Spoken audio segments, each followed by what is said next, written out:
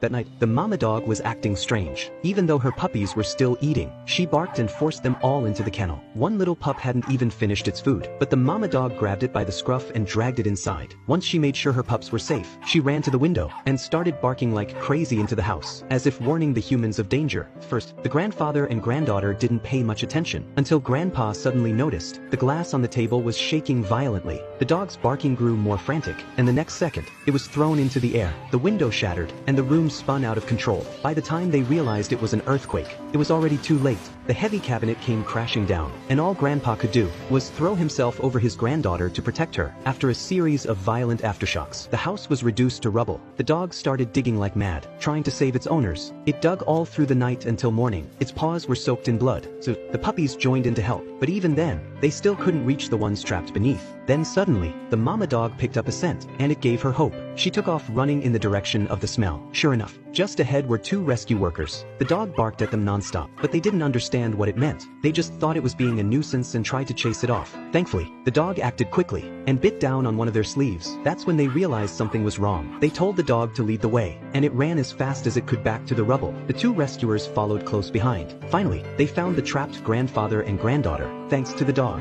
The two were saved. A rescue helicopter arrived just in time, but the air currents were too unstable to land, so they had to drop a rope from above. First, they pulled the injured grandpa up. Next was the little girl, but just as she was being lifted, she realized something wasn't right. If she left now, what would happen to the dogs? She begged the rescue team to save them too, but looking at those poor dogs, the rescuers hesitated. Then a voice came through the radio, saying the grandpa was bleeding badly, and they had to evacuate immediately, or his life would be in danger, which meant they had to leave the dogs behind. The little girl cried out in protest, but was still pulled up into the helicopter. The mama dog barked and barked, watching her owner drift farther away. She didn't want to believe that her little human had left her behind, so she chased after the helicopter with all her strength. In the chopper, the girl sobbed uncontrollably, but there was nothing more she could do. The dog stood there, heartbroken, watching until the